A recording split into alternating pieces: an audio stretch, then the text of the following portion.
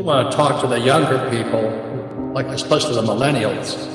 And the reason for that is, although you guys have got a lot of real education yet to go, at least you're more aware of what's going on in the world, due to YouTube and the internet and all this stuff. You're much more aware than my generation.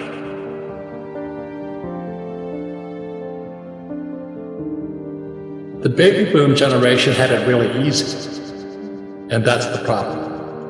And so, when it comes to real education, it's like, so the boomers have spent all their lives learning how to use their right hand, and now they know something is changing, but they can't change. So it's like saying, I'm going from my right hand, I'm going to have to learn how to eat my left hand now. And so what happens is the brain gets kind of locked into a mode. And then you have to kind of relearn everything again, because learning is really physical. It's not just mental like they have in school. And so your millennials have a better chance, because at least you're aware that something is messed up. And the boomers had it really easy, and they're in serious trouble right now because, as most people know, except the boomers, Social Security's broke, Medicare is broke, and their pensions are broke. And without financial education in our schools, guys like my age are in serious trouble. But anyway, the reason I'm going to talk about Bitcoin today is I'm very optimistic on Bitcoin. I own Bitcoin. I also have Ethereum. I have no Dogecoins and all those other things. To me, that's different. That's a mania. I'm going to tell you what I know. I don't want to swing either way. It's like I said, there's a lot of fake news out there. It is fake news because, they said, well, the reason Bitcoin crashes is because China said they didn't like Bitcoin or something like that, and Elon Musk didn't like Bitcoin. That's not the problem. You see, China has not liked Bitcoin forever. In 2013, they said, don't buy Bitcoin. 2014, they said, don't buy Bitcoin. 2015, they said, don't buy Bitcoin. And 2016, I think they said, don't buy Ethereum. So when the press comes out and says the reason Bitcoin crashes is because China trashed it. Well, they've always trashed it. That's not the reason it's crashing. This is real financial education, what they don't teach you at school. So there's three kinds of people in the world when it comes to money. There's an investor, a trader, and a speculator. I am an investor.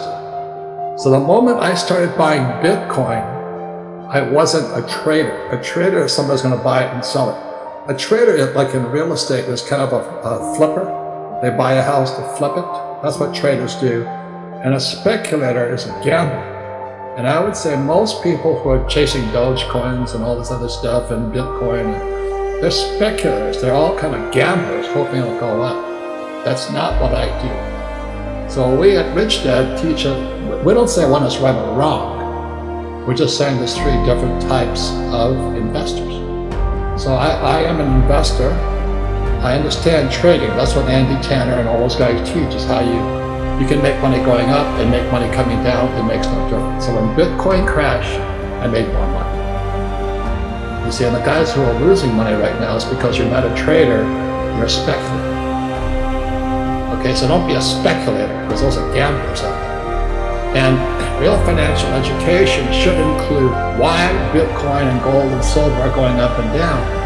And one is because in 1944, there was a thing called the Bretton Woods Agreement. America had basically won World War II against the Japanese and the Germans and the Italians. So in 1944, at Bretton Woods, New Hampshire, the U.S. government promised we will back the U.S. dollar with gold. But as you know, the U.S. lies a lot. Everybody in the world says, okay, we'll accept the dollar because it's as good as gold.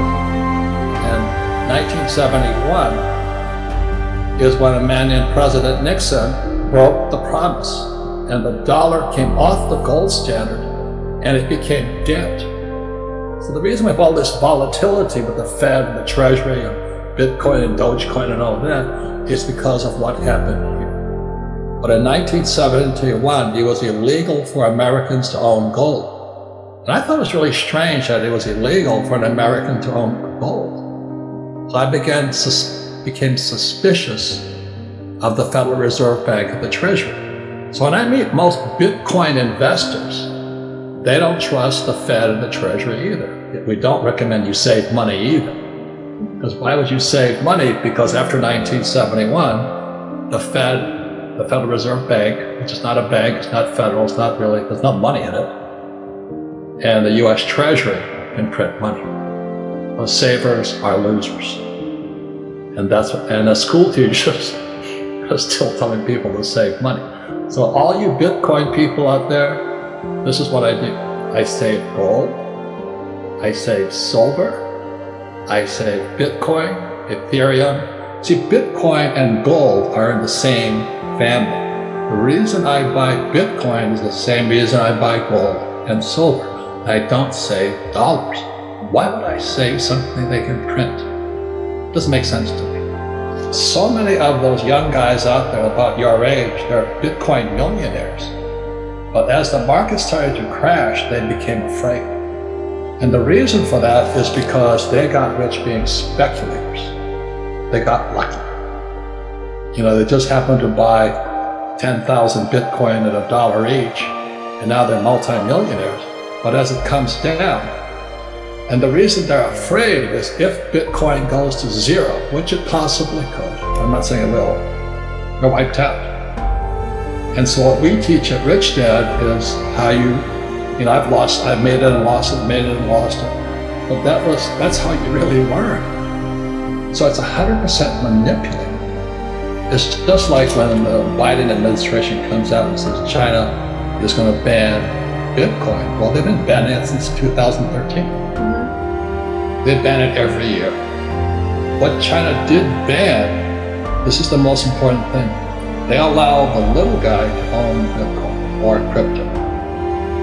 But the institutions cannot own Bitcoin. That's the most important point I want you to understand. It's institutions don't own Bitcoin. Like the central bank doesn't own Bitcoin because Bitcoin goes against the central bank. So that's why it's the Fed, the European Central Bank, the Japanese Central Bank, the British Central Bank of England. They don't like crypto. That's important to understand. So they're going to do exactly as they did here. So they're going to try and manipulate the crypto market. So it's going to go up and down. They have to. So to think that crypto will always go up, you're dreaming. That's what I'm saying. The good thing about the millennials, you're more aware, but you lack experience, and you're getting bad information. And that's why Rich Dad was formed. I don't say buy crypto or buy gold or start a business. I mean, just be aware. It's so many ways you can get rich today.